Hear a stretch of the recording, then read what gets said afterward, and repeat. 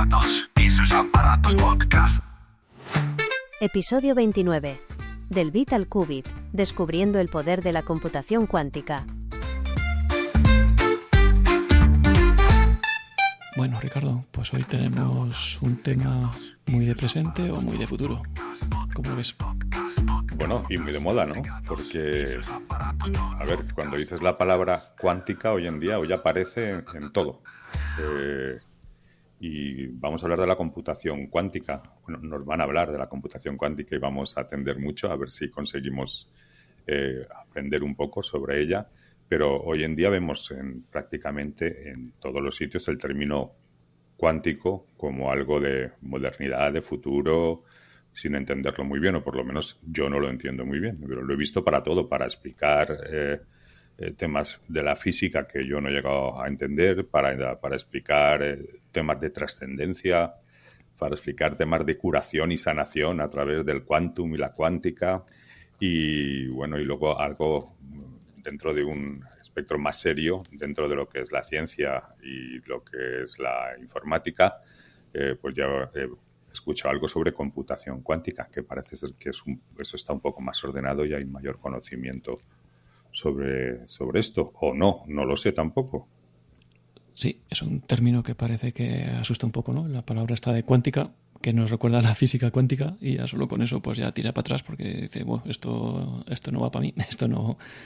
Es ya un tema muy que me queda muy por encima y que parece que esto no va con nosotros, ¿no? Y parece muy complicado. Y bueno, de vez en cuando leemos algún artículo de que esto ya está aquí, está a la vuelta de la esquina y que esto lo va a revolucionar todo. Y hoy pues vamos a ver un poco qué hay de verdad, qué hay de mito y un poco en qué consiste, ¿no? Hombre, mis expectativas son muchas, porque hasta ahora todo lo que escucho sobre cuántica es dentro de un ámbito teórico. Y en cambio, cuando oigo hablar de computación cuántica, algunos artículos chinos que he leído y demás, esto ya pienso en algo material, en algo que va a estar cerca de nosotros y que va a servirnos para hacer cosas, para resolver cosas y que no es tan teórico ni tan abstracto, ¿no? Entonces, bueno, a ver qué nos cuentan. Bueno, pues para todo esto hoy tenemos una invitada, tenemos con nosotros a Beatriz Esteban. Muy buenas, ¿cómo estás, Bea? Hola, ¿qué tal Arturo y Ricardo? ¿Cómo estáis? Hola, Bea, bienvenida. Muchas gracias y gracias por la invitación. Muchas gracias a ti por haber aceptado, en primer lugar, porque bueno, sé que las agendas no son fáciles muchas veces y muchas gracias, bueno, es compañera de trabajo y siempre le tengo una gran admiración y además siempre está ahí dispuesta a ayudar y colaborar y compartir sus conocimientos. Y en primer lugar, si te parece, en 30 segundos, cuéntanos un poco para poner en contexto a nuestros escuchantes, cuéntanos quién es Bea. Pues Bea es una persona que siempre fue muy curiosa y le gustaban mucho las matemáticas y la ciencia. Estudié ingeniería de telecomunicación y tengo un máster en ingeniería. Empecé a trabajar siempre en temas de innovación, primero en la universidad, luego en la agencia del medicamento y luego ya entré en Atos. Y no he dejado de aprender desde entonces, que es algo que te requiere el trabajar en innovación y en I+D, y pues he aprendido un montón de cosas por el camino y he seguido poniéndome al día en las que conocí en la universidad, pero no han parado de avanzar, como la inteligencia artificial, por ejemplo. Y nada, aquí estoy encantada de tener un trabajo que me permite seguir aprendiendo y siempre estar a la última para poder dar el mayor valor a los clientes. Eso es lo bueno o lo malo de este trabajo, que hay que estar siempre renovándonos, siempre en continuo estudio, porque siempre salen cosas nuevas y más hoy en día, ¿no? Que yo creo que esto va creciendo exponencialmente y más en estas cosas que van surgiendo de máxima actualidad, como esto de la computación cuántica. Si te parece, pues empezamos por el principio. Cuéntanos qué es esto de la computación cuántica. Claro, es que decías tú antes, ¿no? Que es que esto me suena como a mecánica cuántica o a física cuántica. Bueno, es que viene de ahí, ¿no? Y yo creo que un problema que tenemos es ver, a ver, a qué nivel de profundidad lo comentamos, porque salimos todas las personas con un poquito de desventaja educativa. Yo no sé cómo son las cosas hoy en día, pero al menos hasta hace unos años las personas salimos del sistema educativo, del instituto, con ideas físicas del siglo XVII o XVIII, y lo de la cuántica y la relatividad nos lo explican como al final del todo, muy de pasada, y te quedas con la idea de que es una cosa muy rara, pero ya te sales de ahí y a menos que no estudies física o algo relacionado y sí que te metas en profundidad, pues es un tema que no tenemos muy, muy fresco, ¿no? Y bueno, al fin y al cabo, la computación cuántica lo que trata es de aprovechar cómo funciona el mundo a escalas muy pequeñas y qué comportamiento tienen las partículas para ver cómo eso se puede llevar a un paradigma de computación y a poder hacer cálculos y cómputos de una manera diferente, aprovechando que las cosas funcionan de otra manera a nivel cuántico que a nivel clásico. Bueno, un pequeño disclaimer. En este episodio es muy probable que nos quede un poco técnico en muchos puntos, ¿no? Pero bueno, iremos un poco dando una de cal y una de arena. Unos momentos estaremos en un plano un poco más civil, en otro un poco más militar, más técnico, un poco más espeso. Pero bueno, para intentar dar un poco de información y conocimiento un poco a todos, pues no se puede hacer de otra forma, ¿no? Tenemos que ser a veces un poco técnicos. Claro, yo si me paso en algún momento me ponéis los pies en la tierra otra vez. ¿Y esto es solo para científicos o esto es para todo el mundo? ¿Esto cómo va? Esto va a ser, al final, el efecto que va a tener va a ser como todo el mundo, ¿no? Igual que la gente ponía un CD y estaba utilizando tecnología láser, o tienes una lesión y los médicos te mandan a hacerte una resonancia,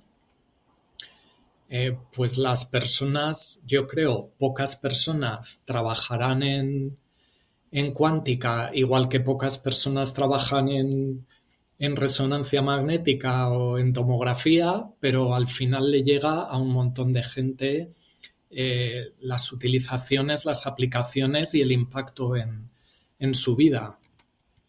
Y yo creo que va a ser un poco lo mismo con el caso de la computación cuántica.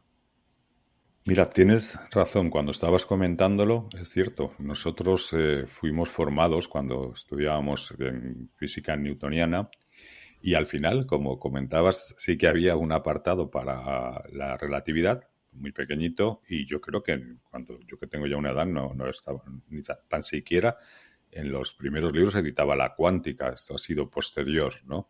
Entonces sí que es una circunstancia que, bueno, pues por lo menos para los de mi generación, pues tocamos todos de oído, ¿no? Y es complicado. Con lo cual no vendría nada mal que ampliaras o nos comentaras, por ejemplo, dentro de lo que es la computación o la estructura de un ordenador, ¿no?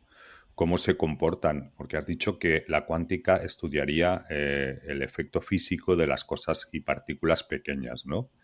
Y en la computación en sí es la organización de una información dentro de una escala binaria, ¿no? Utilizando distintos parámetros o distintos elementos, y en este caso partículas y demás. Dentro de lo que es la computación cuántica, ¿cómo sería esto? Porque es curioso. Claro, pues ahí te tienes que aprovechar de varias propiedades cuánticas, ¿no? Porque al final todos pensamos que el mundo es de una manera porque lo experimentamos de esa manera, ¿no? A nuestra escala, pues las cosas suceden como suceden, un objeto está en un sitio o en otro. Puedes ver si está parado o se mueve, puedes calcular su posición y su velocidad. Y en cambio, cuando te vas a una escala muy pequeña, pues las reglas cambian y ya las cosas no están aquí o allí, sino que tienen una probabilidad de estar. Y solo en el momento en el que tú miras a ver dónde están es cuando lo que se llama la función de onda colapsa y aprendes que la cosa, o observas que la cosa está en un sitio, pero antes de que tú miraras podía estar en varios sitios según una probabilidad. Y bueno, pues en la computación cuántica lo que se hace es aprovechar estas leyes diferentes, principalmente 3, para hacer computación de otra manera. Y esos 3 principios son la superposición de estados, el entrelazamiento cuántico y la interferencia. Bueno, pues las vamos desarrollando porque a mí me Sí. suenan, pero no las tengo muy claras.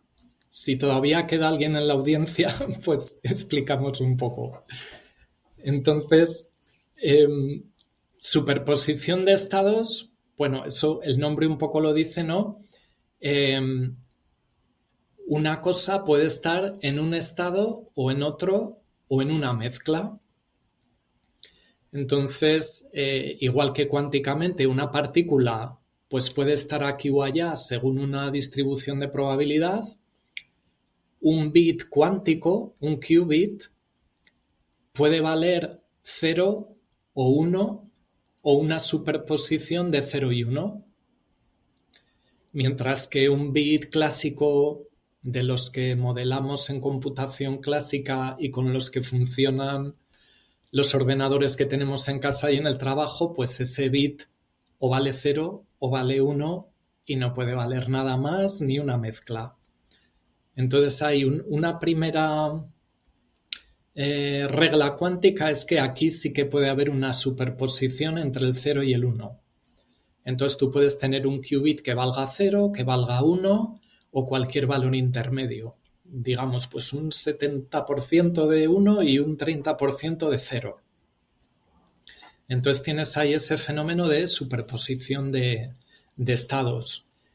Y eso es importante porque te permite poder representar muchos más estados o muchos más números con un qubit que los que puedes representar con un número igual de bits.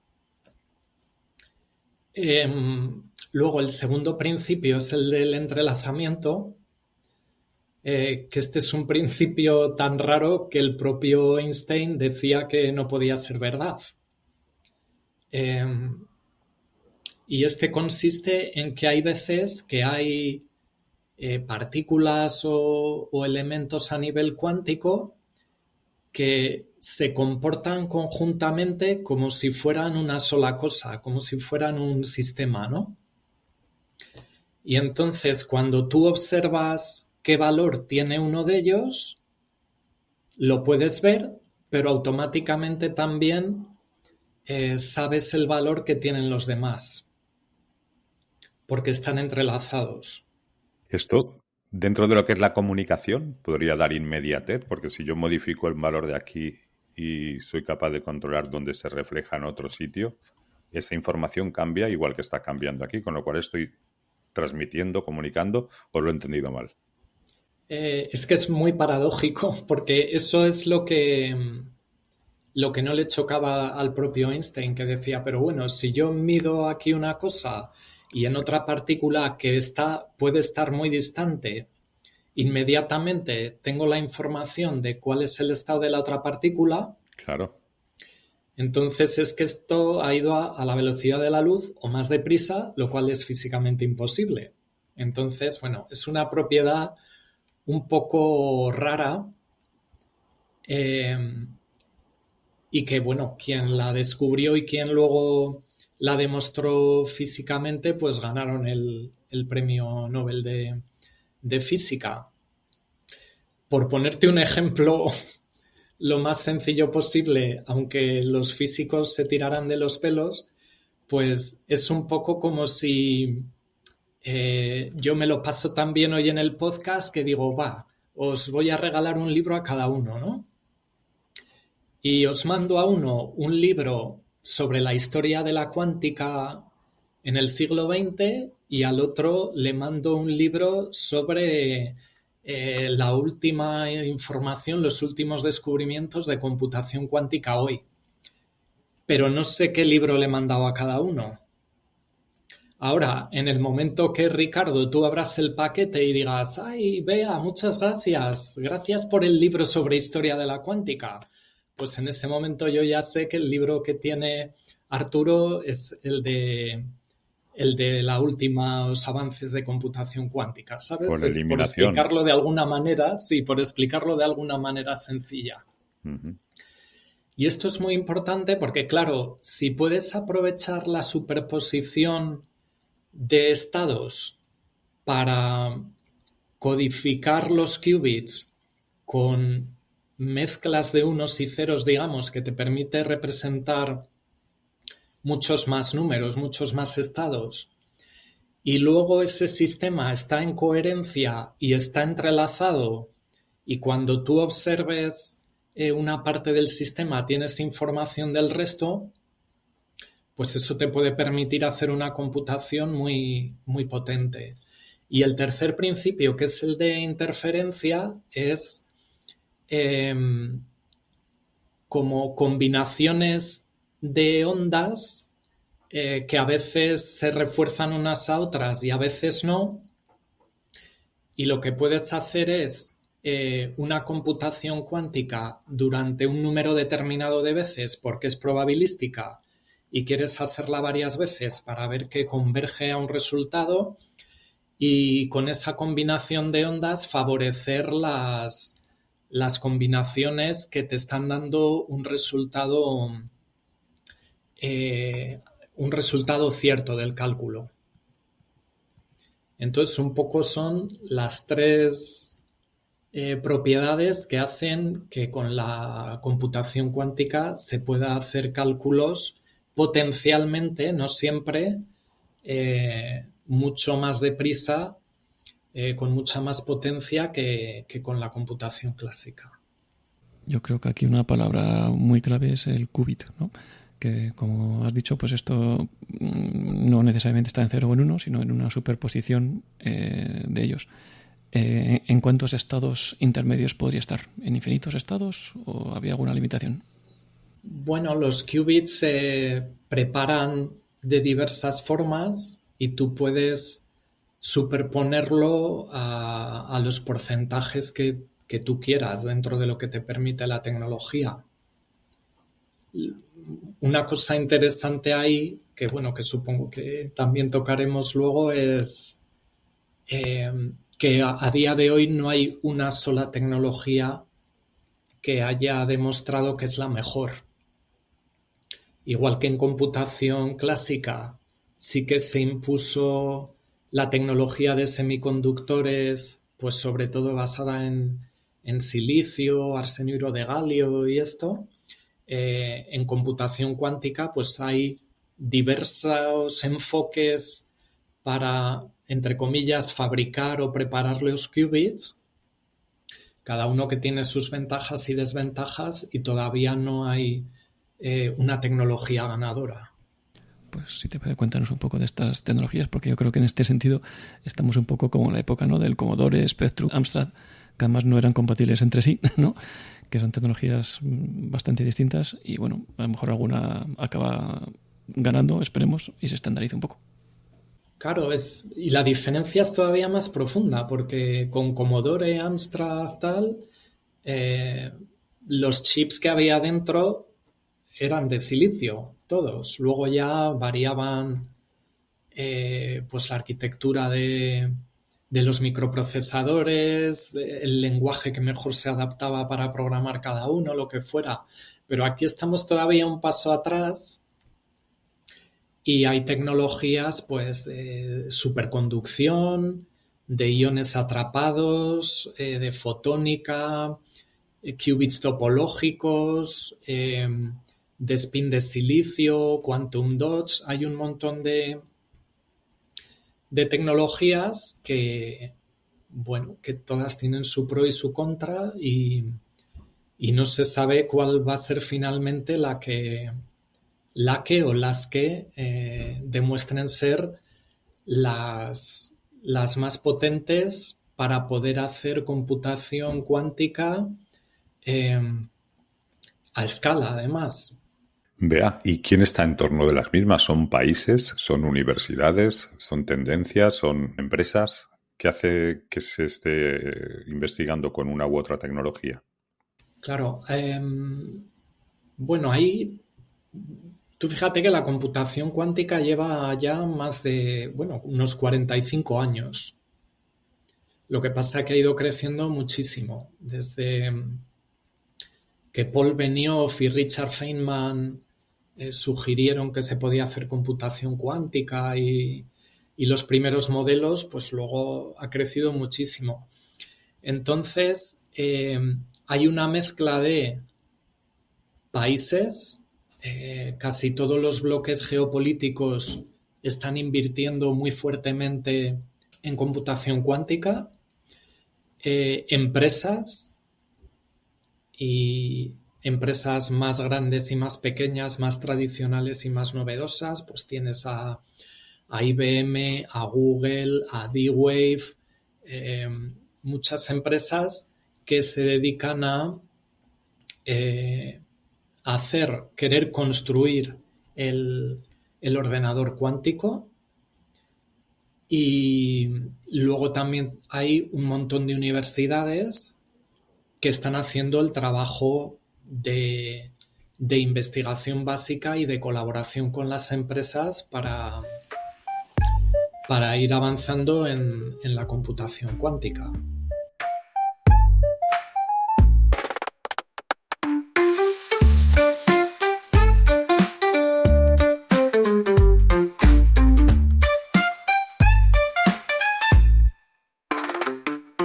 Estamos acostumbrados a escuchar noticias, bien de Google, de alguna universidad de China, o eso de que ya han conseguido la computación cuántica, que dentro de poco vamos a tener ya un ordenador y demás, pero todo se queda como en agua de borrajas, ¿no? Es decir, si vienen a ser titulares muy llamativos, lógicamente, aunque los veamos y leamos con mucha reserva, siempre te entusiasma, ¿no? Y te emociona por todo lo que esto puede suponer a nivel de lo que es la velocidad de cálculo y de proceso, ¿no? Y todo lo que eso conlleva.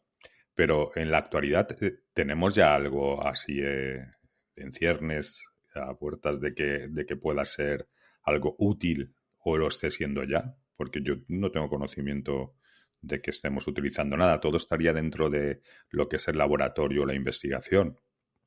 A ver, claro, hay una carrera en la que pues hay muchos actores que pues tienen incentivos para ir publicitando lo que hacen, ¿no? Tanto los países como las empresas, las universidades, porque además se moviliza inversión y además del orgullo que tenga cada equipo de trabajo, en el sentido positivo de la palabra, pues también está el hecho de que como está habiendo inversiones, es necesario ir dando noticias sobre los avances que se consiguen como fruto de esas inversiones que se van haciendo. Entonces, hay avances muy interesantes. Ahora mismo estamos con ordenadores cuánticos en torno a, por dar un número, 1000 qubits. Lo que pasa que de esos qubits no todos son qubits utilizables para el cálculo, porque también hay que utilizar otros para la corrección de errores, y por eso ha habido comunicaciones este último año sobre avances en el tema de corrección de errores. También tenemos avances pues, de diferentes enfoques, y cada cual pues, defiende la ruta o la tecnología que ha escogido. Y también en cuanto a intentar demostrar lo que tú comentabas, ¿no? Que es lo que llaman la supremacía cuántica, que es un nombre así muy rimbombante, pero lo que quiere decir es que por fin has encontrado un caso de uso y un algoritmo donde con un ordenador cuántico puedes obtener resultados drásticamente superiores a los que conseguiría un ordenador clásico. De hecho, yo he leído sus titulares. Google ha conseguido la supremacía cuántica, tal, pero luego Sí, al efecto no veo. claro. Si nos ponemos puntillosos, y me alegró porque este mismo fin de semana eh, leí una noticia sobre este tema de Peter Shor, el que descubrió el algoritmo de Shor de factorización de números, que luego hablaremos porque eso trae cola en seguridad. Y Peter Shor, que es una eminencia y una autoridad en el tema de computación cuántica, decía que este fin de semana que él cree que la supremacía cuántica verdadera todavía no la ha logrado establecer nadie. Lo que pasa es que en cuanto alguien consigue resultados mejores en un entorno acotado que los que se conseguiría con un ordenador clásico, pues enseguida habla de que ha conseguido la supremacía cuántica. Es muy similar y ya veréis cómo sí que os suena a lo de la AGI, lo de la inteligencia artificial general, que todo el mundo dice ya estamos llegando, ya casi estamos aquí, lo han publicitado, llevan 2 años ya al lado de la AGI, ¿no? Y de momento no hemos visto nada. O lo de que es la energía nuclear por fusión. La fusión, sí. Que yo estoy ya harto de toroides, ya he visto toroides, vamos, los veo hasta corriendo por Pamplona, los toroides, ¿sabes? Sí. Y nada, y bueno, y seguimos aquí muy entusiasmados porque verdaderamente todos sabemos lo que supondría una energía nuclear de fusión, ¿no? Pero se queda todo en el plano aún teórico y esto viene prácticamente a ser lo mismo en este momento, ¿no? Bueno, yo creo que es un poco más exagerado el hype que hay en el mundo de la IA, porque la AGI es mucha AGI y no se ha conseguido, y yo creo que hace un mes o dos ya los que venían hablando de la AGI para 2025 y 2030, digamos que se han echado para atrás. Se han desinflado. Sí, Sam Altman de OpenAI y otras personas pues ya se han echado un poquito para atrás porque ya era mucho sostener la afirmación.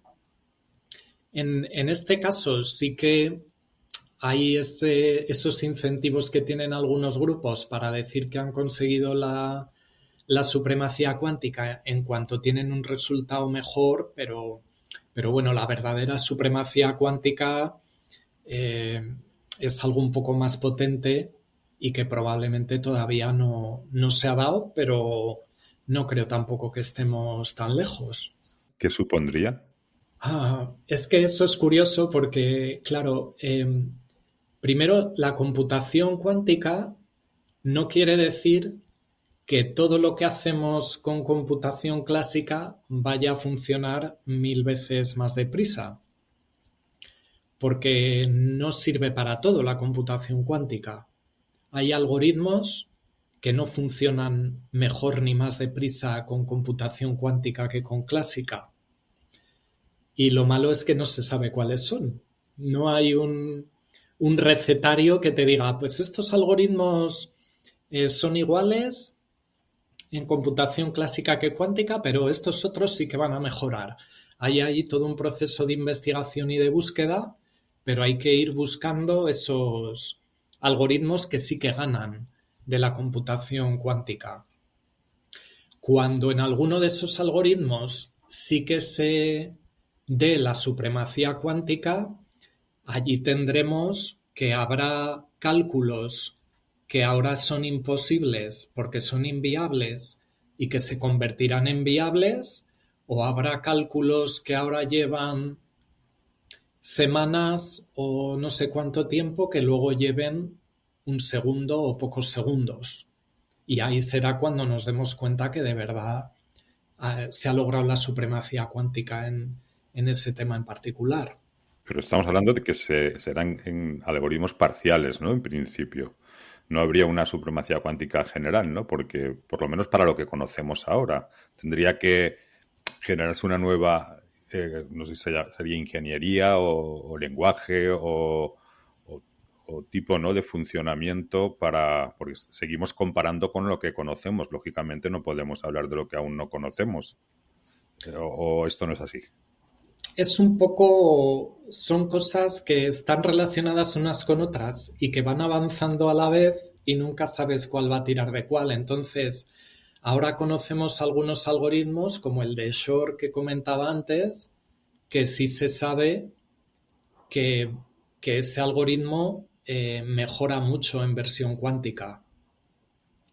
Pero todavía no hay un ordenador cuántico suficientemente potente en cantidad de qubits y con una corrección de errores suficientemente buena como para poder demostrarlo en la práctica, ¿no? Pero sí que se sabe, por ejemplo, que ese algoritmo sí que mejora cuánticamente. Lo que va a ocurrir también, según vayamos teniendo ordenadores cuánticos con más y más qubits y con más qubits lógicos y con mejores mecanismos de corrección de errores, pues eso también facilitará el ir ensayando y testeando aproximaciones y algoritmos y se descubrirán más, ¿sabes? ¿Y cuáles son los problemas actuales? Porque no tenemos actualmente pues un ordenador cuántico, o no es tan fácil, ¿no? Por el problema de cambiar los estados de estos qubits, o por el problema de saber en qué estados se encuentran y en cuáles no. Es un cúmulo de muchos problemas. Hay varios problemas. Uno de ellos, por ejemplo, para poder hacer la computación cuántica tienes que tener el sistema en un estado de coherencia para poder aprovechar superposición, entrelazamiento, interferencia, todo esto que comentábamos antes. Y a día de hoy los ordenadores cuánticos son supersensibles a lo que se llama ruido, entre comillas, a alteraciones, que puede ser ruido físico, vibración, puede ser temperatura, puede ser ruido electromagnético, y cualquier alteración externa hace que se rompa la coherencia del sistema y se rompe el cálculo antes de que se pueda terminar. Por eso habréis visto fotos de ordenadores cuánticos que parecen ahí una máquina de un libro de Julio Verne o no sé qué, donde el ordenador cuántico es un modulito súper pequeño de toda esa máquina y el resto de la máquina es un supercongelador. Esos son refrigeradores, sí que es verdad. Claro, que el 1% de la máquina es el ordenador y el 99% de la máquina es un supercongelador que se dedica a tener al cero absoluto el ordenador para que no haya ningún tipo de interferencia. Entonces, ese es un problema que hay que resolver. Luego, los mecanismos de corrección de errores, que también depende el tiempo de cómputo frente al tiempo de decoherencia y que te dé tiempo a hacer todos los cálculos, incluyendo la corrección de errores. Y luego el tener muchísimos qubits para no hacer solo computaciones de laboratorio o de parvulario, sino ya poder hacer computaciones serias que puedan tener una utilidad pues en medicina, en finanzas o en el negocio que sea. Vamos, que por lo que comentas está claro que el PC cuántico no lo vamos a conocer, por lo menos en unas próximas generaciones, y que en el momento que sí que se estabilice algo y de una garantía, de una seguridad, será a través de alguna nube o algo lo que requeriremos, ¿no? El servicio para hacer los cálculos, porque yo no creo que en una casa se puedan montar refrigeradores de ese tipo para mantener un ordenador, ¿no? Bueno, a lo mejor llega un día que no es necesaria tanta refrigeración y hay algún tipo de avance por otro lado, pero sí que tienes razón en el sentido de que el futuro de la computación es híbrido. Cuando la computación cuántica empiece a dar resultados ya en el día a día para los negocios, para la vida, tendremos una convivencia de la computación clásica que va a seguir siendo relevante y fundamental para un montón de cosas y con el apoyo de la computación cuántica que servirá como un acelerador para todas esas cosas en las que funciona muchísimo mejor que la computación clásica. Sí, necesitan músculo en el cálculo y entonces, claro. Claro. La fase que estamos ahora la llaman NISQ, N-I-S-Q, porque se llama tecnología Noisy Intermediate Scale Quantum, o sea, tecnología cuántica de escala intermedia y ruidosa. O sea, que estamos ahí, que hemos superado la infancia, pero todavía tenemos una tecnología que no es completamente tolerante a fallos ni tiene suficiente número de qubits como para demostrar esa supremacía cuántica. Estamos un poco en la adolescencia, digamos. Este concepto también me resulta curioso, ¿no? Porque en nuestra mentalidad de la computación clásica, un 0 es un 0, un 1 es un 1 y un ordenador en principio no se equivoca, ¿no? Los errores que tiene de los sistemas operativos y demás, pues son errores humanos de código, de que no siempre está del todo fino y siempre hay que estar con actualizaciones y cosas así, ¿no? Pero la parte física, en principio, pues tenemos esa idea de que no se equivoca. Pero aquí parece que sí. Nos comentas que hay corrección. No creas, la computación clásica también se equivoca, igual que la comunicación clásica también se equivoca. Lo que pasa que en el mundo clásico sí que tenemos unos esquemas de corrección de errores muy eficientes y muy robustos. Entonces, pues cuando transmites señales de un sitio a otro, junto con la señal estás transmitiendo otros bits u otras señales que te sirven para ver si hay algún error y corregir. Tienes ahí unas redundancias.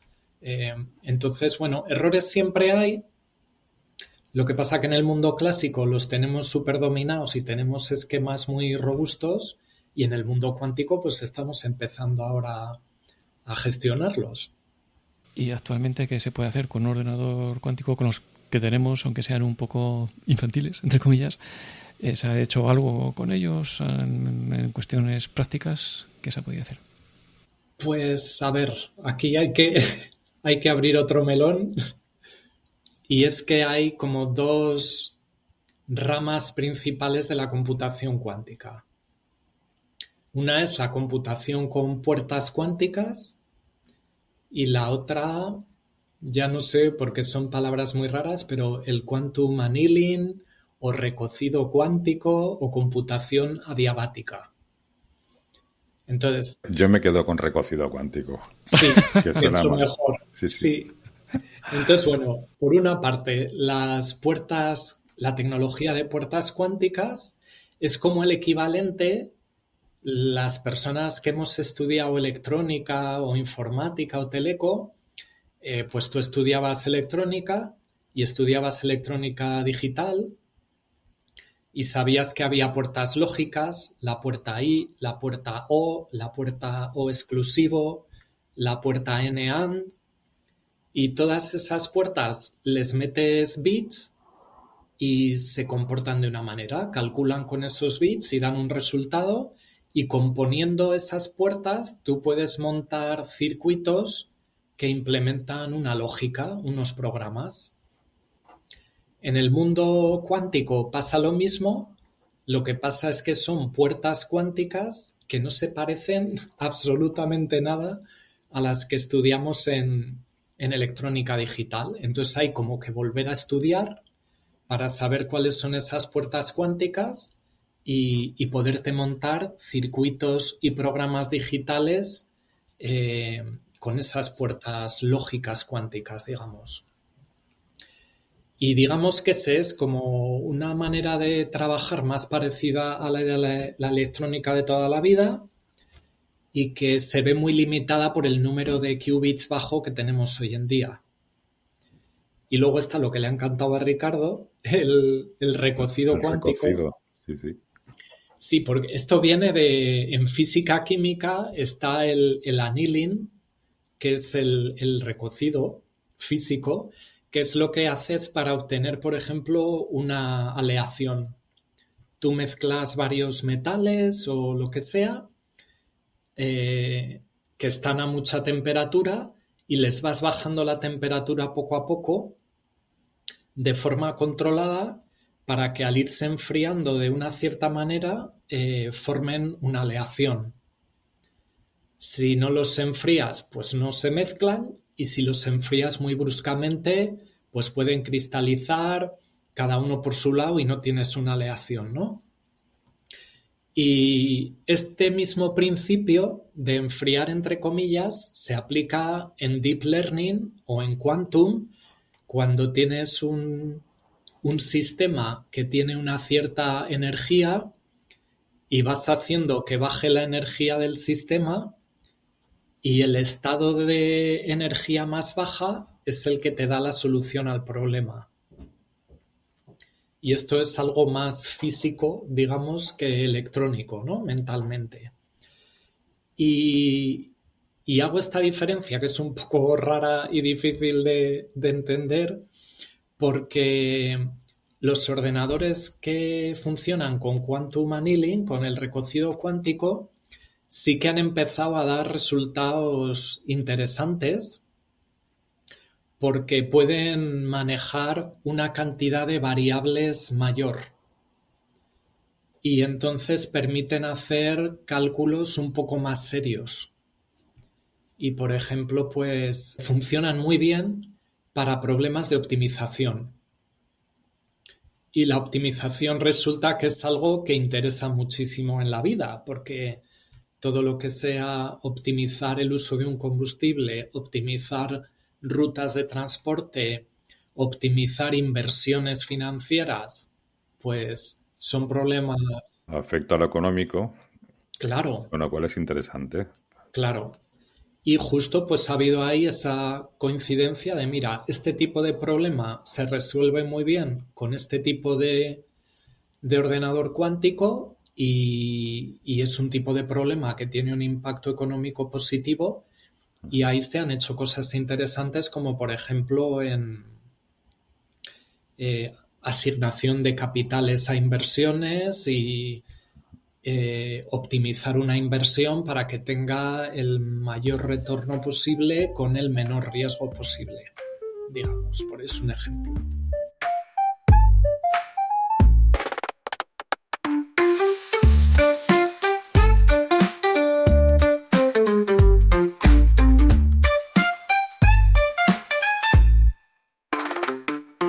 A cambio, toda la seguridad digital, ¿no?, tal y como la conocemos, pues quedaría un poco en entredicho. Bueno, eso es lo que comentaba antes y es parte de por qué hay esta carrera cuántica, porque hablábamos, ¿no? ¿Por qué se invierte tanto? ¿Por qué hay tanto interés de los países y de las empresas? Pues por dos motivos.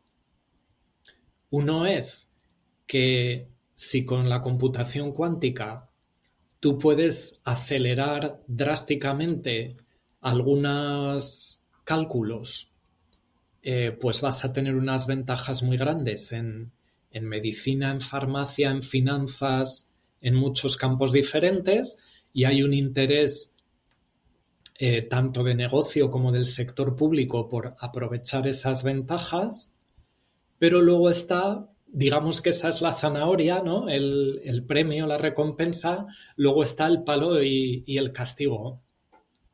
Y es que comentábamos al principio que no hay ningún manual que te diga, ay, pues mira, este algoritmo va a ganar mucho de implementarlo cuánticamente y este otro no. Pues hay que hacer una investigación y ver cuál funciona, ¿no?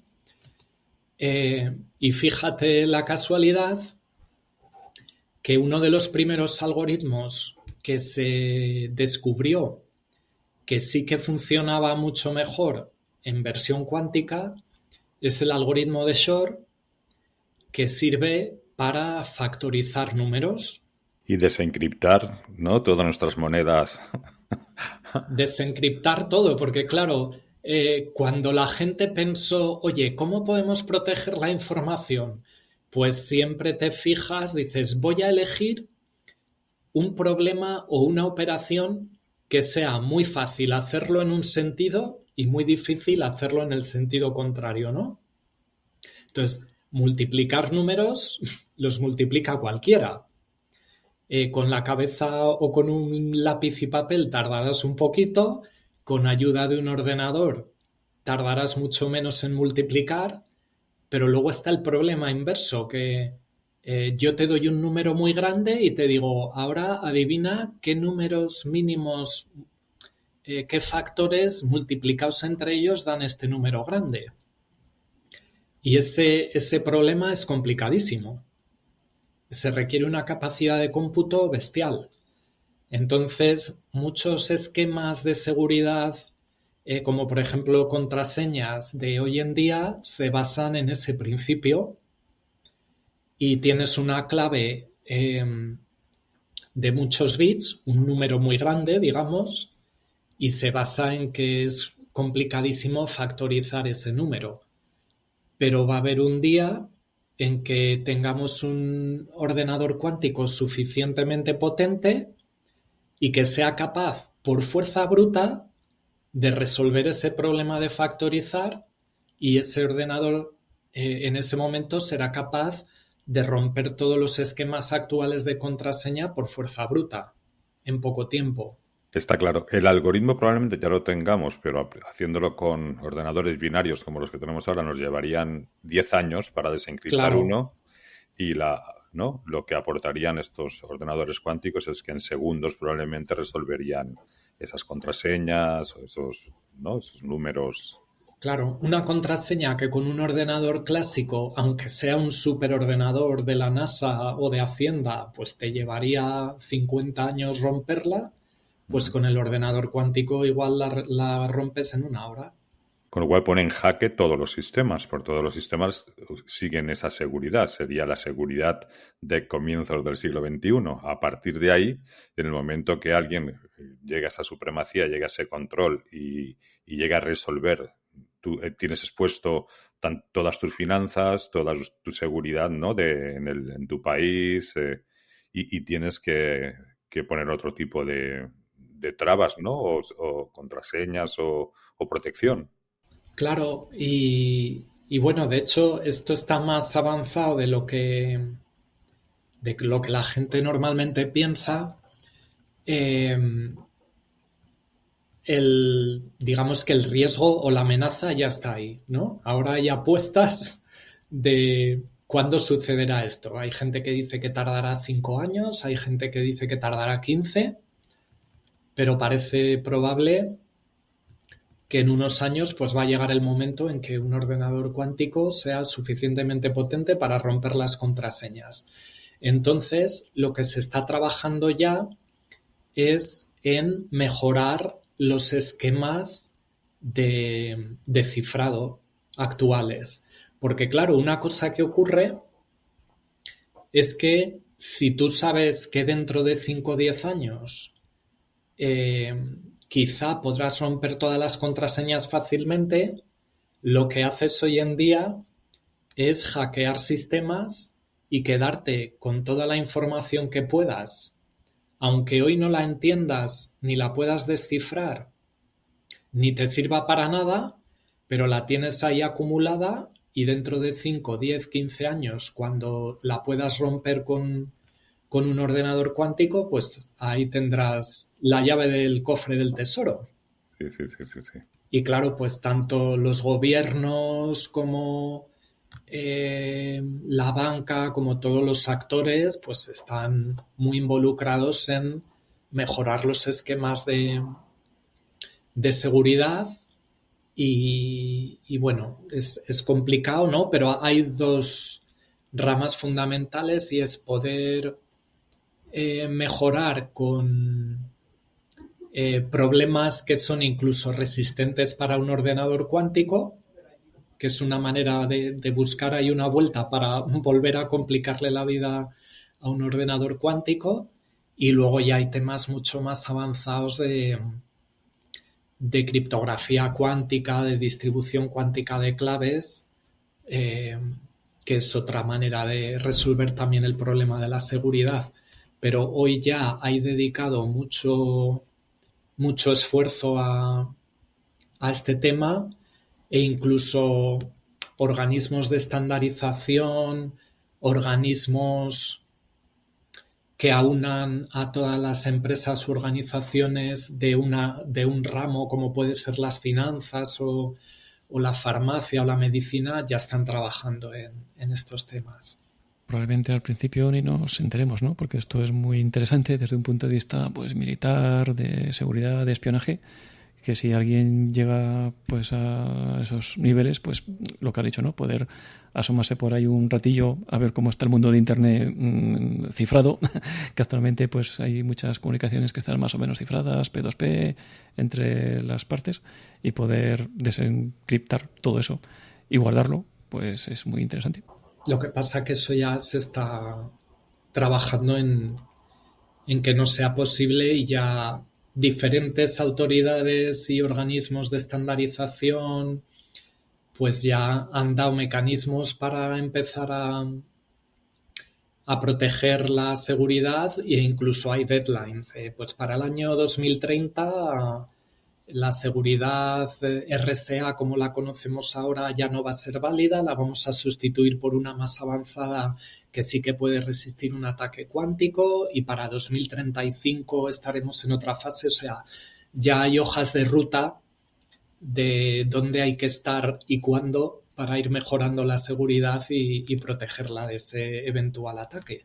¿Y actualmente hay ordenadores cuánticos? ¿Dónde están? ¿Quién lidera esto? ¿Cómo está Europa? ¿Cómo está España? ¿Esto que se oye del Mare Nostrum? ¿Cosas de estas? Hay ordenadores cuánticos experimentales, que son los que os comentaba antes, pues que hay quien los intenta construir con tecnología de iones atrapados, y otros con fotónica, y otros con superconducción, lo que sea. Pero sí que hay ordenadores cuánticos. También se están trabajando en hacer microprocesadores cuánticos. Y claro, como es un nuevo paradigma de computación, pues hay quien quiere ir a ser pioneros en descubrir el ordenador cuántico, si no de propósito general, por lo menos sí de muchos qubits y tolerante a errores. Y luego hay un montón de actores, por ejemplo la empresa en la que trabajo yo, Atos, que no estamos en esa carrera del ordenador cuántico, sino más en la de, a día de hoy, la emulación cuántica, y luego en ver cómo simplificar el software y la interoperabilidad. Porque una cosa es que haya un ordenador cuántico y otra cosa es que sea fácil trabajar con él. Y eso también va a ser importante. Entonces, bueno, pues ahí cada organización, cada universidad, cada empresa busca la zona en la que quiere trabajar. ¿Nos puedes explicar un poco más lo que es la emulación cuántica? Porque el otro más o menos ya sabemos que son distintas tecnologías para construir lo que es un hardware, ¿no? Un ordenador, ya bien sea por fotónica, por lo que has comentado. Pero esto que estáis haciendo vosotros en Atos, que se llama emulación cuántica, ¿qué objetivo tiene y qué es en sí? Pues la emulación cuántica consiste en... Atos es una empresa que tiene una marca que se llama Eviden, que es experta en diseño y construcción de superordenadores, High Performance Computers en inglés, HPC, ¿no? Como los que puede haber en el Mare Nostrum, que habéis comentado antes, como los superordenadores que tiene AEMET o Hacienda. Pues algunos de estos superordenadores son de Atos. Y lo que hicimos aparte de la línea de superordenadores de propósito general, digamos, aunque todos están especializados en ciertas computaciones que pueden ser físicas, que pueden ser financieras o lo que sea, desde hace años empezamos también a especializarlos y, por ejemplo, hay una línea de supercomputadores especializada en inteligencia artificial para entrenar grandes modelos y desde 2016 anunciamos una línea de superordenadores que es capaz de emular un ordenador cuántico. Entonces, si tú no tienes un ordenador cuántico como el 99,99% o más de las organizaciones y te va a ser muy costoso en dinero o en tiempo acceder a uno, puedes utilizar un emulador que te va a dar la posibilidad de ejecutar los algoritmos que tú has programado para un ordenador cuántico, ejecutarlos en un emulador cuántico y comprobar el resultado. Entonces, es algo que baja mucho la barrera de entrada y el coste de entrada y que facilita que las organizaciones empiecen hoy ya a entrenar y a preparar equipos para trabajar en el mundo de la computación cuántica sin tener que hacer inversiones gigantescas en ordenadores cuánticos, sino de una manera mucho más asequible y además les permite poder hacerlo en casa, porque claro, tú vas a tener acceso cuando lo tengas a un ordenador cuántico de un tercero y tú le vas a tener que mandar tus datos y tu algoritmo que se ejecute allí y que te den el resultado.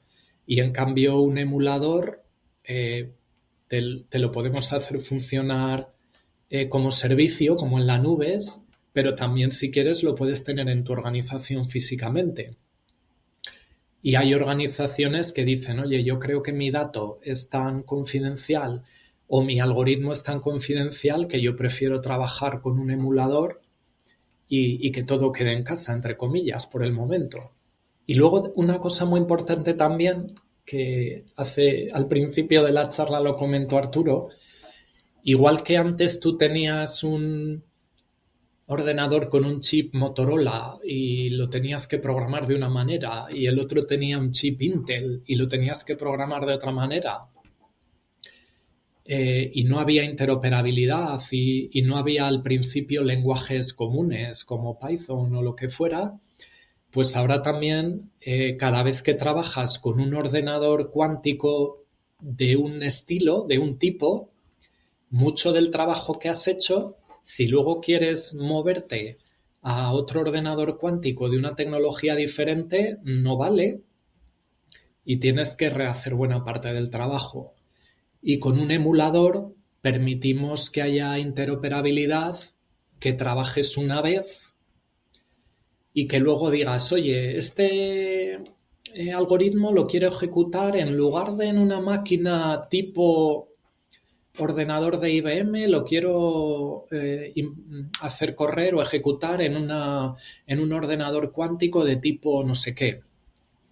Y entonces el emulador puede emular los diferentes tipos de ordenador y adapta automáticamente tu código y te permite pues tener mucha más interoperabilidad y poder reutilizar más el trabajo que haces.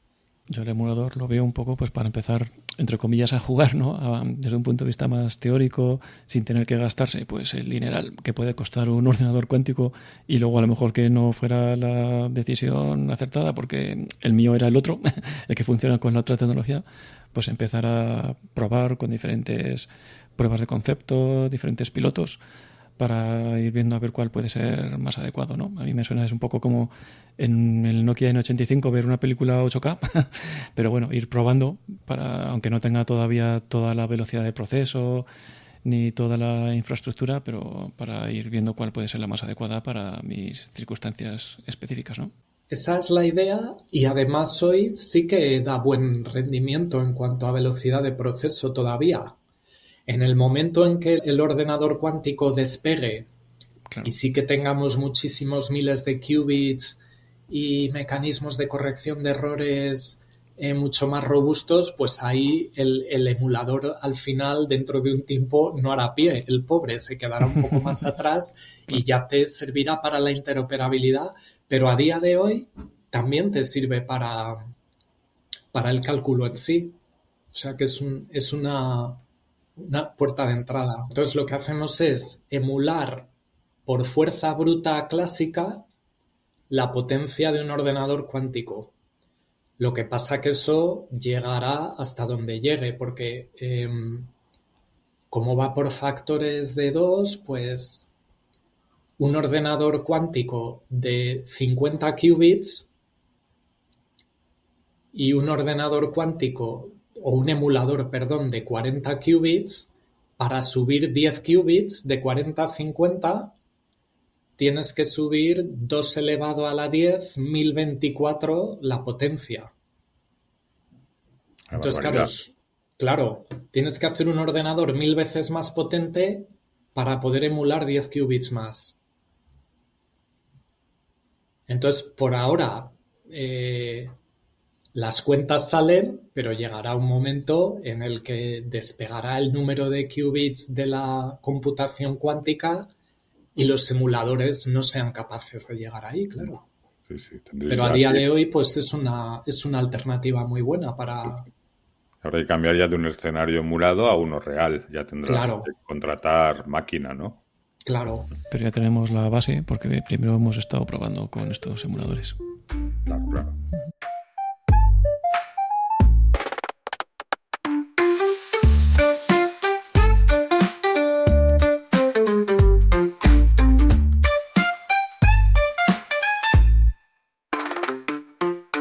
Y en un futuro, sacando un poco la bola de cristal, ¿qué crees que se va a poder hacer con todo esto? Porque barriendo un poco para casa, yo me imagino pues la computación cuántica más la IA, una IA que no sea tan generativa y tan creativa, que no alucine tanto, y con toda la información, pues esto puede ser impresionante, ¿no? Sobre todo barriendo para casa, porque esto aplicado al tema de la discapacidad y la accesibilidad va a ser, vamos, totalmente revolucionario. Sí, la verdad que de hecho es un campo súper nuevo que lleva unos pocos años, que se llama Quantum Machine Learning, Quantum ML, y que trata de aprovechar el aprovechar principios de cuántica para Machine Learning y principios de Machine Learning para computación cuántica. Pero vamos, ahora a día de hoy es un tema muy de I+D. Pero sí que se espera que en el futuro pues de resultados interesantes. Pero ya se está viendo algo en algunos aspectos o campos donde se esté probando que el avance está siendo considerable en comparación con el Machine Learning clásico, o... Sí que se empiezan a ver cosas y algunas hemos tenido la suerte de verlas en Atos porque es súper bonito el trabajar con clientes y ver que ya se pueden empezar a ver los beneficios. Entonces, por ejemplo, ¿en qué tipo de cosas podemos esperar beneficios en un futuro? Pues modelado de moléculas, que esto ya pues también hoy con tema de IA sin quantum ya está mejorando muchísimo con AlphaFold y otros sistemas similares. Claro. Lo que comentábamos antes de temas de optimización, por ejemplo, logística. Un momento, una puntualización. Cuando hablamos del tema de moléculas, normalmente las están utilizando para crear nuevas proteínas, nuevos medicamentos y demás, ¿no? Es un poco lo que se está orientando lo que es el AlphaFold. Sí, descubrir nuevas moléculas y plegamientos que dan lugares a moléculas interesantes o con propiedades interesantes. Sí, sí, sí, sí. y que, bueno, digamos un poco por la fuerza bruta que tiene o una IA o en el futuro quantum que puede explorar muchísimo más campo, pues pueden encontrar cosas que nos costaría muchos años encontrar solo con la ayuda de computación clásica y sin IA. Y que luego aplicándolo a la vida, a lo práctico, se pueden traducir en medicamentos, en curaciones, ¿no? En sanaciones. Pues, por ejemplo, un tema sería mejores medicamentos y el ir en el camino de lo que llaman la medicina personalizada, que ahora tú y yo tenemos un problema de salud y a lo mejor si el problema es similar y no tenemos unos problemas diferentes, que yo tenga la tensión muy alta y tú muy baja o lo que sea, sino que más o menos nuestros cuerpos funcionan igual, pues te mandan el mismo medicamento y ese medicamento se absorbe pues en el hígado o en la piel o donde sea y luego se reparte por el cuerpo, pero que es un poco como que tú quieres fumigar un árbol, pero tienes que fumigar todo el campo para que Matan llegue a moscas ese a árbol. cañonazos, ¿no? Que se dice. Sí, Están sí, sí. Yo estaba leyendo un artículo del microbiólogo, no sé si lo conoceréis, Iñaki Goñi, que también es muy activo en redes sociales. Este es un señor que escribe mucho últimamente sobre la microbiota, ¿no? Bueno, que es un tema apasionante y parece ser que, bueno, es lo que antiguamente se conocía como flora intestinal.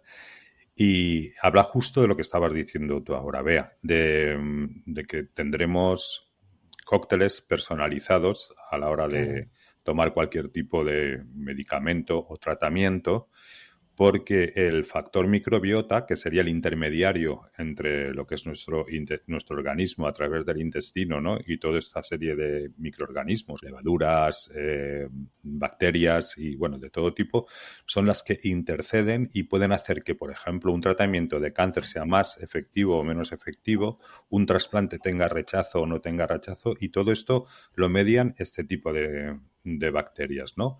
Bueno, pues imaginaros el potencial que tiene la IA y ahora lo que estáis comentando de la cuántica para hacer cálculo, porque aquí estamos hablando de colonias de millones y millones de bacterias que generan una serie de combinaciones y demás, y que dependiendo de una u otras dan un estado de salud o de anomalía o de poca salud, ¿no? Otros, a esos niveles microscópicos y con esta capacidad de cálculo, imaginaros lo que se puede hacer y cómo puede cambiar toda la medicina con esto que estamos comentando. Y es que tiene pues un potencial muy, muy grande. Luego imagínate también poder resolver problemas de optimización muy complejos y decir, pues, puedo optimizar las rutas una empresa que haga logística a súper gran escala. Y si puedes optimizar las rutas muchísimo mejor con un algoritmo cuántico que con uno clásico, vas a ganar rapidez, vas a evitar contaminación, vas a ahorrar un montón en combustible. Entonces hay mucho que ganar. Lo mismo que si lo aplicas a la cadena de suministro, ¿no? Que tú eres una empresa que fabrica ordenadores o camiones o el producto que sea y tienes tus proveedores y tienes tu plan de este mes vamos a producir no sé cuántos miles de unidades y para eso necesitamos no sé cuántas placas madre o no sé cuántos parachoques y esto viene de China, el otro viene de Taiwán, este viene de Finlandia. Para logística es fantástico, sí, sí. Claro, Sí. Y suministro. Esto es un problema grandísimo, el armonizar todo eso y que cuadre la producción y también pues va a haber algoritmos cuánticos que ayuden ahí. Hace unos años, también es muy interesante, Airbus lanzó un reto porque también se está investigando que con computación cuántica se podrían resolver mejor ecuaciones en derivadas parciales, que son unas ecuaciones muy complicadas de resolver. Y, por ejemplo, hay algunas de estas ecuaciones que sirven para estudiar turbulencias. Y claro, si un ordenador cuántico te permitiera resolver ese tipo de ecuaciones mucho más deprisa y pudieras afinar mucho el cálculo de turbulencias, podrías diseñar aviones mucho mejores, podrías O hacer más adaptables a la turbulencia, sí, sí, sí, sí. que despegaran y aterrizaran más cerca unos de otros porque originarían muchas menos turbulencias. Entonces, hay muchísimas aplicaciones que pueden salir de los algoritmos de computación cuántica. Pero luego esto nos lleva al siguiente paso, ¿no? Que es un poco las cuestiones ético-filosóficas. Si esto aumentaría, en un primer momento por lo menos, la brecha entre países, entre organismos, si aumentaría la desigualdad o cómo lo ves. Bueno, yo creo que no, en ese sentido, no es una tecnología diferente de las demás, ¿no? La gente que nos dedicamos a tecnología, yo creo que afortunadamente la cosa ha cambiado, pero históricamente hemos sido personas que íbamos con las orejeras puestas, y yo soy una persona tecnóloga, me encanta la tecnología, yo tengo que resolver este problema como sea, y luego ya para qué lo usen, pues no es cosa mía, ¿no? Pues ya en las últimas décadas nos hemos ido preocupando cada vez más de que sí es cosa tuya también, ¿no? Para qué se utilicen las cosas en las que trabajas.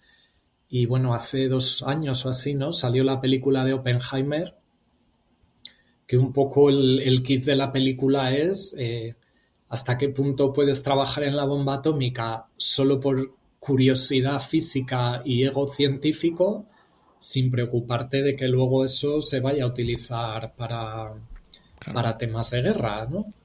Entonces yo creo que afortunadamente cada vez más en la tecnología hay más preocupación por la ética, pero ahí nos tenemos que dar cuenta de que la tecnología pues es un recurso más de una sociedad y que es el poder quien decide a qué se aplican las cosas, ¿no? Entonces, es bueno que las personas estén informadas de los avances que hay, de los pros y de los contras que tienen, porque hay muchísimo potencial, pero también hay riesgos y bueno, que los estados y las empresas pondrán su parte de ética y de prioridades y luego el resto de la sociedad pues también debe ser capaz de, por lo menos, de tener la información básica para tener una opinión.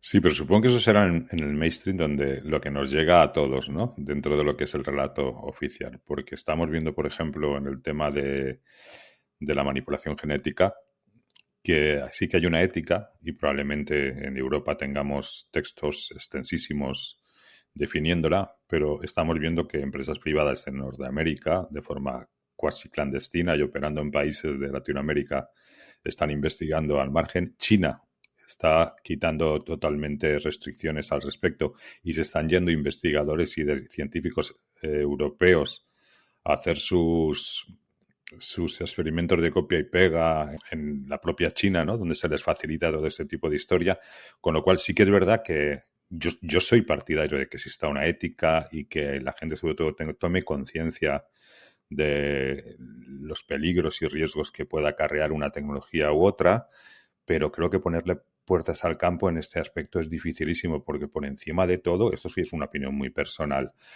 opera por una parte el poder y por la otra la economía, que al final es quien lleva la batuta en el baile, ¿no? Sí, pero bueno, ahí depende. Son opiniones personales y son sensibilidades de la cultura de cada lugar. En Europa sufrimos en primera instancia personalmente el Holocausto en la Segunda Guerra Mundial. Y tú fíjate cómo con pocos o ningún ordenador se pudo organizar aquella barbarie, pues imagínate con la tecnología de hoy, si puedes tener filtrados y perfilados a los ciudadanos, localizados. Entonces, por eso Europa suele ser muy puntera en ética, que hay gente que dice, no, es que Europa se centra mucho en la ética porque no es buena en ciencia. Eso no es cierto.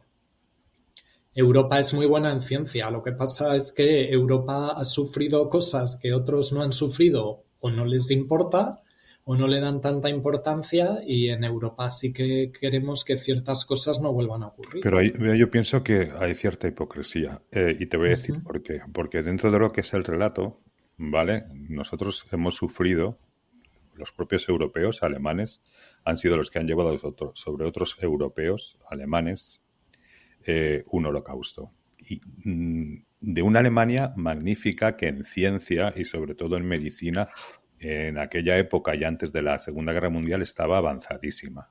Realmente eran portentosos todos los científicos, tanto en temas de ingeniería como de medicina y todo esto, alemanes. Pero, curiosamente, el Holocausto, que fue una barbaridad, conllevó, y esto es muy duro decirlo, pero está reconocido y es así, avances en medicina con la experimentación, falta de ética y de todo tipo de respeto hacia el ser humano que se vio en aquel momento, que luego ha beneficiado a otros seres humanos, ¿vale? Es igual cuando en la época de Ibn Sain de Avicena tú podías ir a Isfahat a estudiar medicina en una madrasa de allí y no podías abrir un cadáver porque la ley no lo permitía, ¿no? Entonces, bueno, se sabía que había gente avanzando de forma clandestina abriendo cadáveres y viendo cómo era por dentro el ser humano para que se beneficiaran otros.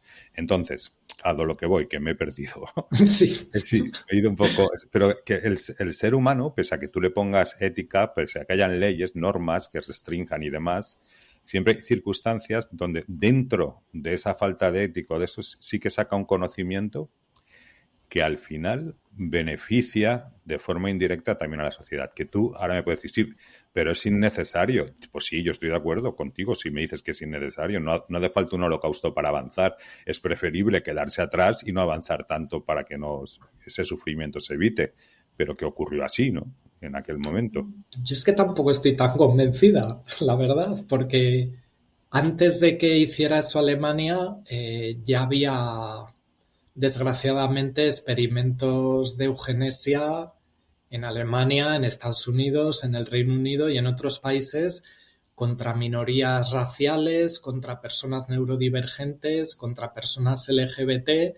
Entonces se utilizaba un poco a personas que pertenecían a una minoría discriminada para experimentar con ellas. Yo no creo que en ningún caso merezca la pena ningún avance, porque además es que Ninguno.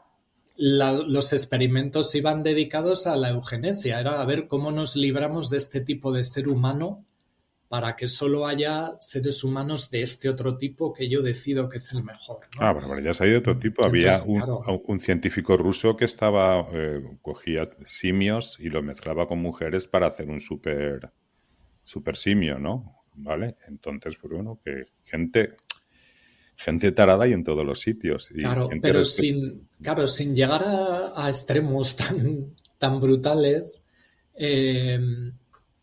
hay sensibilidades más como, claro, lo que llame cada uno. En Europa prima más la protección, entonces aquí se prefiere testear algo mucho para que los fallos que pueda haber sucedan en un entorno de pruebas controlado donde dañen al menor número posible de personas, y una vez que ya se tiene algo súper probado ya se lanza al mercado. Y hay otras zonas del mundo donde ellos lo llaman ser más innovadores, nosotros lo llamamos ser menos seguros, experimentan mucho menos con la seguridad, sacan las cosas al mercado, se mueren cientos o miles de personas. A ver, da igual. Y como hay un seguro o una hucha que cubre las indemnizaciones, pues perfecto, pagamos la indemnización. Y en lugar de hacer un ensayo clínico bien hecho o en lugar de hacer un test de seguridad bien hecho, pues lo hacemos ya en el mercado con los clientes. Pues no sé, a mí me alegra vivir en la Unión Europea y que los servicios y los productos que se ponen en el mercado estén bien testeados, la verdad. Sí. Yo también lo prefiero, sobre todo si voy a ser el receptor de ese servicio. No claro. Me gusta que Sí.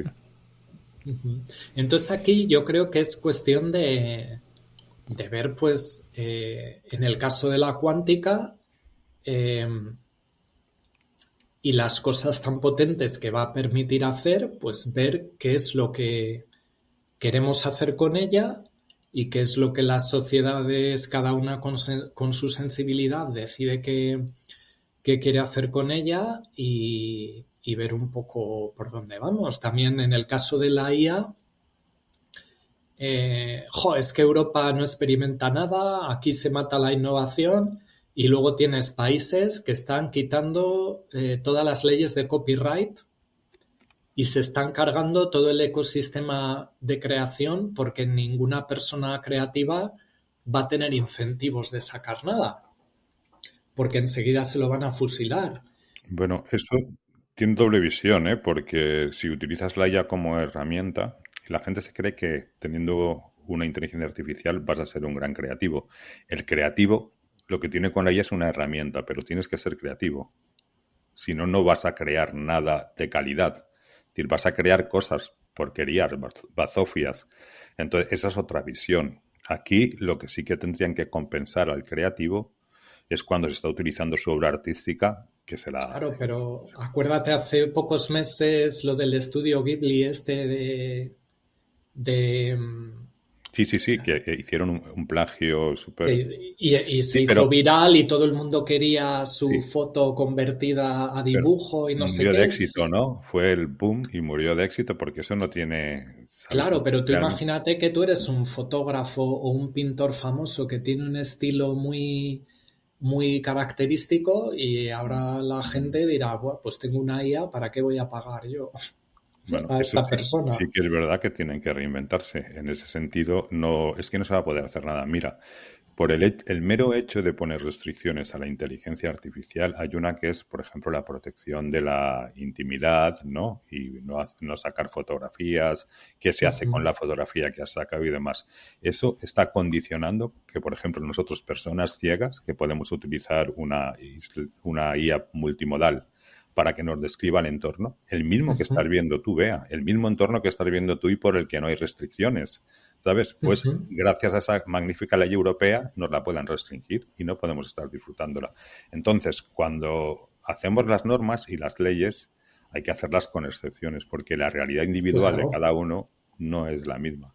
ahí tienes toda la razón, pero creo que el caso que pones tú y el que he puesto yo son muy diferentes. Una cosa es copiar a alguien un estilo y quitarle su estilo y su manera de ganarse la vida, y la otra es tener en cuenta que hay personas que van a necesitar de unas imágenes, pero en ese caso no se está dañando a ninguna persona creadora, ¿sabes?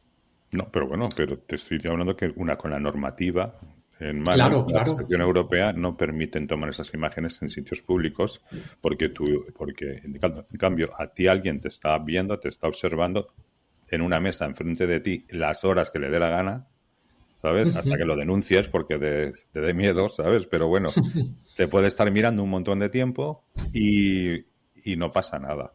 Entonces, yo si mi medio es una inteligencia artificial y es con la que voy a poder ver si tengo una restricción que dice no puede usted grabar nada, no puede hacer nada y no puede esto procesarse ni nada, a mí me están dejando fuera. Ahora que tenía una opción después de siglos de tener algo parecido a la visión, que es la visión artificial, ¿no? Te lo digo Ujú. porque es algo... Y lo que tú dices en cuanto al plagio, es decir, el hecho de reproducir simulaciones de dibujos de un diseñador en concreto, no es hacer lo mismo, ni es copiarlo ni plagiarlo, es simplemente un estilo. Y los estilos históricamente se han ido copiando unos a otros y evolucionando. Yo creo que la gracia no está en el estilo, sino está en la creación en sí.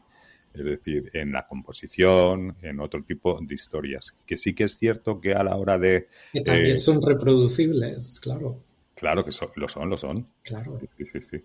Pero bueno, Pero que son muchos factores diferentes. Es lo mismo que puedes decir, mira, en un país a lo mejor querrían poner límite a la IA para que la IA nunca pueda fingir que es tu amiga o tu terapeuta o tu pareja, y en otro país no. Y pues ya está habiendo casos de personas que están sufriendo por utilizar la IA como terapeuta de mala forma. ha habido algún caso de algún suicidio porque la IA no ha interactuado de la mejor manera con una persona que estaba en un momento delicado. Entonces, bueno, son muchos casos diferentes y simplemente es decir, oye, queremos encontrar una manera de que éticamente esto sea lo más seguro o al revés, o queremos dar vía libre y que las cosas buenas y malas salgan a base del uso, ¿no? Pues eso. Correcto, pero en este caso el problema no es de la IA, porque la IA no deja de ser un algoritmo con un poquito más de músculo, que el caso es el uso que se le está dando a la IA como terapeuta, como novio, como novia. Vamos a un poco de por favor, es decir, aquí está fallando algo, pero no es la IA.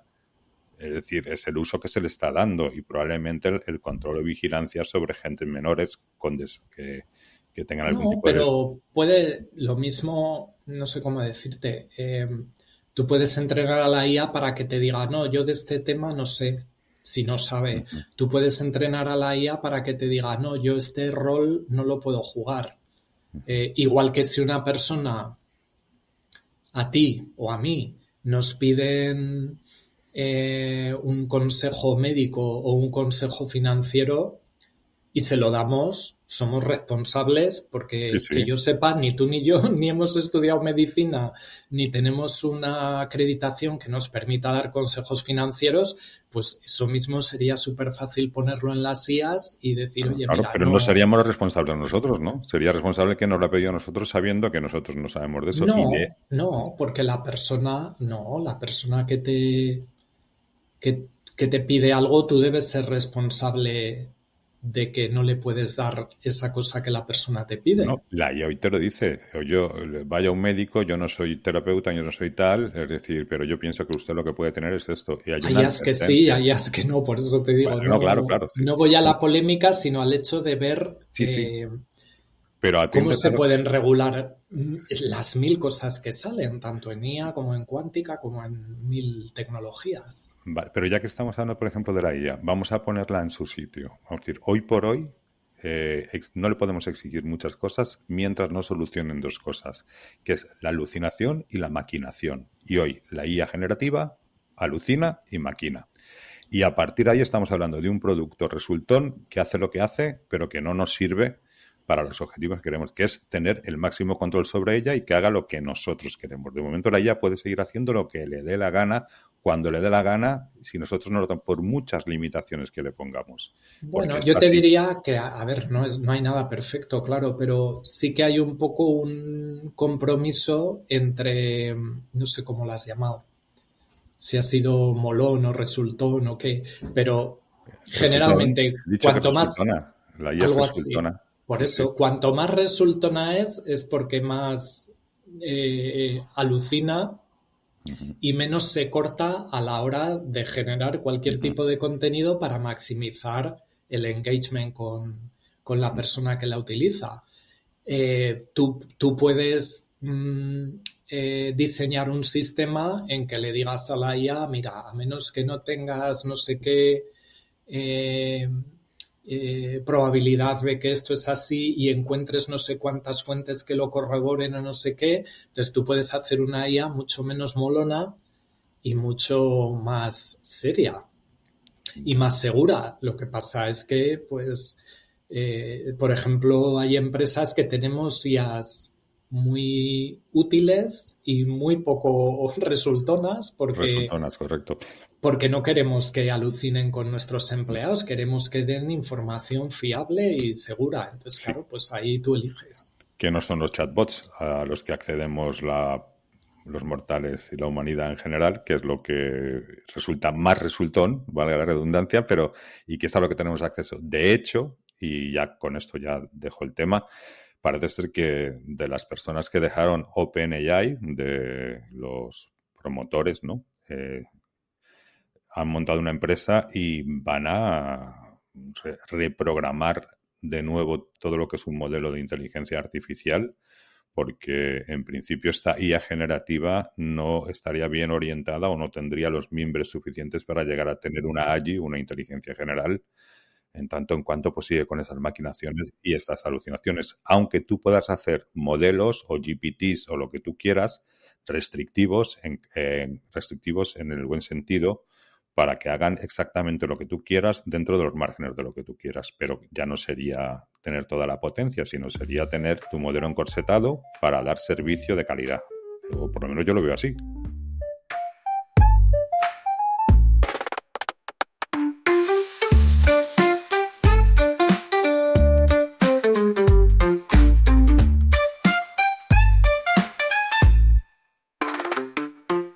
Bueno, Bea, ¿y cómo ves tú el futuro, la evolución de lo que es la computación cuántica? Porque hemos hablado que está en un entorno experimental y de investigación, pero que se van viendo logros.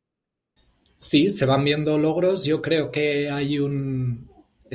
está bastante claros los caminos que hay que seguir de ir madurando las tecnologías, ir aumentando el número de qubits para calcular, eh, ir mejorando en los mecanismos de corrección de errores e ir mejorando en paralelo todo el tema de seguridad para hacerla resistente a ataques cuánticos, bien con métodos clásicos que también hay, como con métodos puramente cuánticos. Entonces yo creo que vamos a ver mucha evolución en estos caminos en los próximos años. Muy bien. Mira, en la exploración espacial, aparte de ver a China y a Estados Unidos, vemos a India, vemos a Brasil, vemos a Japón, están todos ahí. En el tema de la computación cuántica, también vemos a Norteamérica, también vemos a China y que hay más países implicados o estudiando en este avance. Europa, perdón, se me olvidó antes decirlo, que también está a tope. La iba a meter yo ahí, sí. Sí. Sí, tienes razón. Donde más se está invirtiendo es en China, en Estados Unidos, en la Unión Europea, donde además tenemos universidades muy, muy potentes, pero está habiendo inversiones en todos los sitios. Por ejemplo, emuladores cuánticos hemos vendido, yo creo que en los 5 continentes. Y por supuesto que hemos vendido en Estados Unidos y a países de la Unión Europea, pero también hemos vendido en otros países, en India, en África incluso. Entonces, bueno, no todo el mundo puede invertir con la misma intensidad, pero sí que se está investigando en todos los sitios. Y Bea, ¿tienes alguna recomendación por si hemos despertado el interés en algún escuchante? Espero que fuente... sí. Sí, seguro que sí. Porque hay partes durillas que igual echan más para atrás que otra cosa, pero bueno. Bueno, pero la idea es pues, dar unas pinceladas, porque tampoco, claro, en una charla de 1 hora y pico, pues tampoco se puede hablar de todo en profundidad, ¿no? Dar unas pinceladas y luego el que sienta curiosidad y tal, pues que pueda seguir profundizando, ¿no? Sí, puedes, o si tienes alguna recomendación. Sí, yo me encontré un libro bastante interesante a nivel un poco de explicar Quantum para todo el mundo y más con foco en negocio. Y la web es Introducción a Quantum, Intro to Quantum en inglés, Intro to Quantum todo seguido, .org. Vale.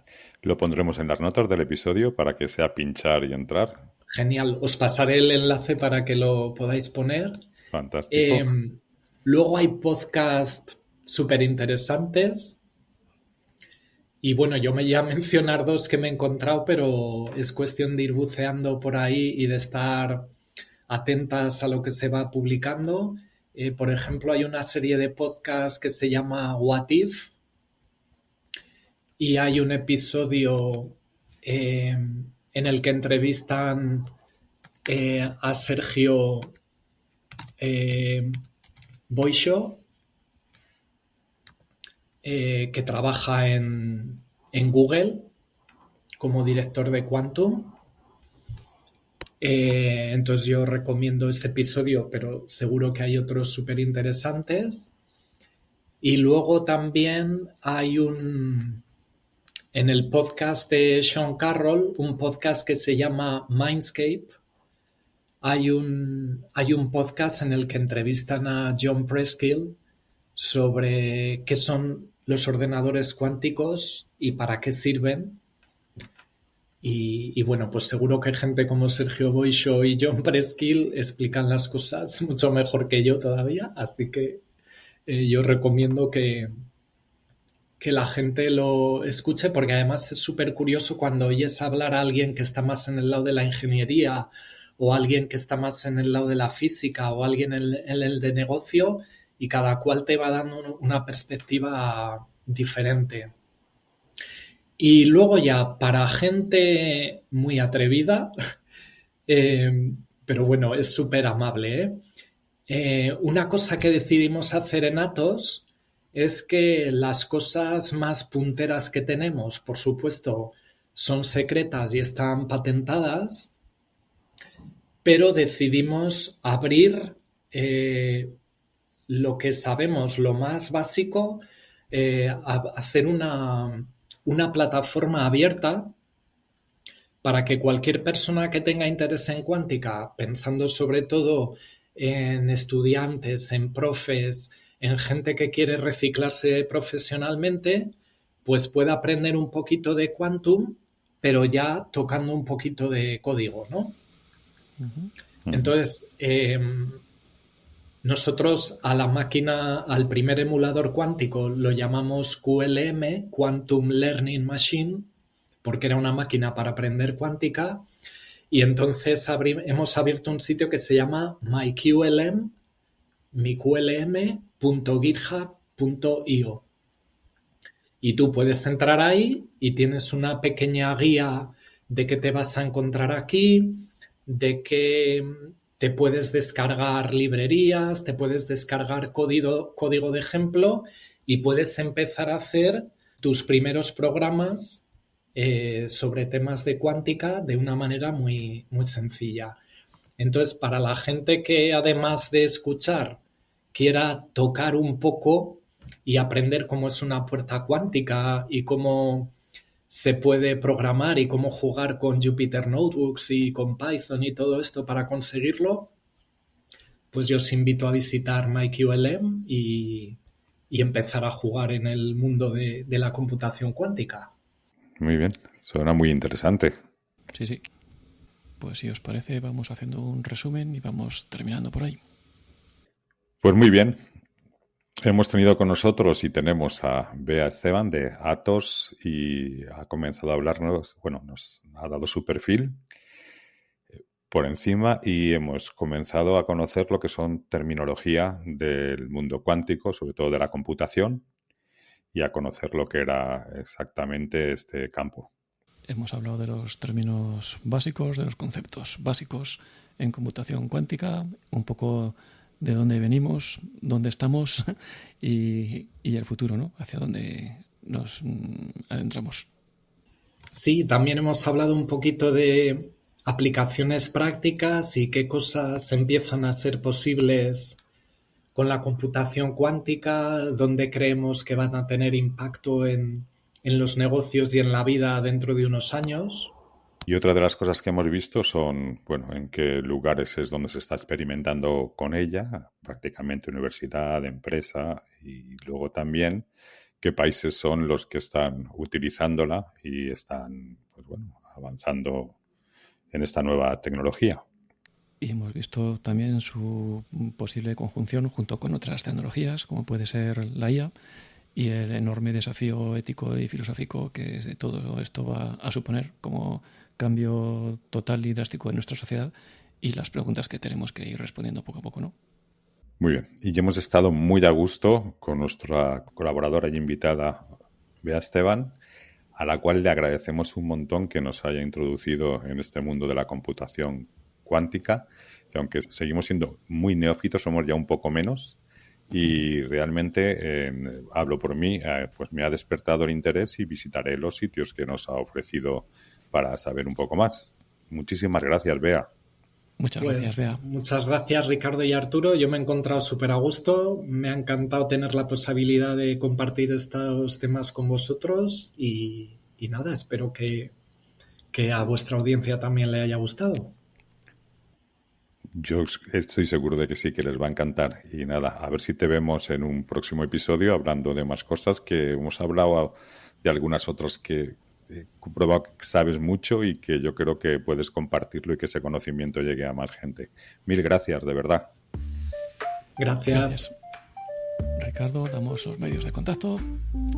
Pues sí, nuestra dirección de correo electrónico es gafotas@cegatos.es y nuestro número de teléfono para mensajes de audio o de texto a través de WhatsApp en el +34 644 640 792. Pues como os decimos siempre, muchísimas gracias por habernos acompañado hasta aquí y seguirnos en el episodio. Y agradecemos todos los correos electrónicos y notas que nos enviáis por otros medios, dándonos sugerencias, trasladándonos críticas. Y esperamos que os haya gustado este episodio y os emplazamos al próximo. Hasta luego. Adiós. Adiós.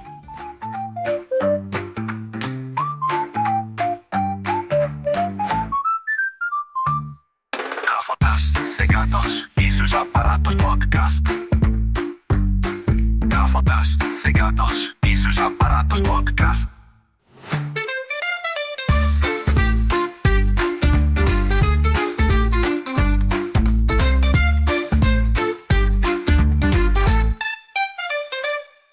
Gafotas de gatos y sus aparatos podcast. Gafotas de gatos y sus aparatos podcast.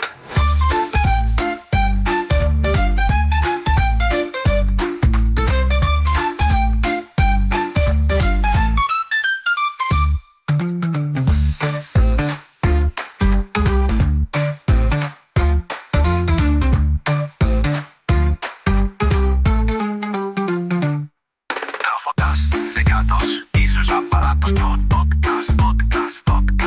Gafotas de gatos y sus aparatos podcast.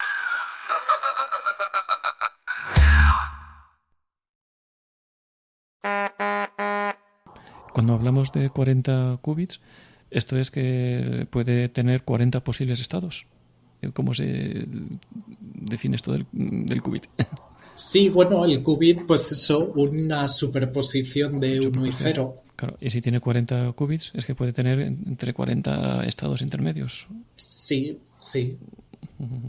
Lo único que cuando en emulación hablamos de 40 qubits son 40 o 50 o los que sean. Sí. Son qubits, entre Claro, comillas, simulados. buenos, qubits lógicos, de los que te Claro. permiten computar. Claro, sin Porque errores. o fuera sin de la errores. emulación, cuando te dicen, pues este ordenador tiene 200 qubits, ya, pero a lo mejor 40 son para computar y 160 para cálculo de errores, ¿sabes? Claro. Entonces, Son estados también- federados dentro de la organización, no estados anarquistas. Ahí ya me has roto los esquemas. Era una broma. Qué bueno. Muy bien. Preguntaba a Arturo que si alguno de los temas de computación cuántica nos lo hemos dejado por tocar. Yo no tengo ni idea. De computación, de IA, de lo que sea, vamos. Cualquier tema que nos hayamos dejado y que queráis sacar o lo que sea, que ahora es el momento de retomar cualquier fleco por ahí. Pues así temas no tenía yo ninguno. Estoy repasando un poco la escaleta Sí, Sí. exactamente. Cualquier cosa que... y no creo que haya ninguno que se ha quedado. Tú sobre todo que Sí, entiendes... porque algunos lo hemos mucho más que adelantado, pero nosotros. luego lo hemos recuperado. Sí, por luego otro hemos lado. retomado, sí. Sí. Sí. Claro, tú que entiendes más que nosotros, a lo mejor hay un súper tema clave que nosotros ni se nos ha ocurrido. No, porque decís que no sabéis, pero sabéis bastante. O sea, lo tenéis bien ubicado, porque, Hacemos los deberes. claro, hemos hablado lo principal de los anuncios que ha habido, lo de la supremacía, mecanismos de corrección de errores y todo. Yo creo que está todo... Pero porque consumimos revistas de tecnología y cosas de esas y leímos los artículos, pero realmente saber como tú no sabemos. Vamos, yo por lo menos no. A ver, yo te oigo, te escucho a ti hablar. Tenemos y culturilla. Te entiendo porque me gusta la tecnología y te explicas muy bien, pero no porque yo sepa de esto. Pues Pues tenemos culturilla yo y me nos siento gusta. igual que tú Esto. cuando hablo con mis colegas que son de física cuántica Claro. y que diseñan las ecuaciones que hay que meter al simulador. Yo me siento igual que tú. Uf, claro. Sé lo justito Claro. para entender por dónde van y qué dicen. Que pero... no está mal, por Sí, lo sí, menos. sí. Sí, sí. Sí, sí, sí. Pues genial.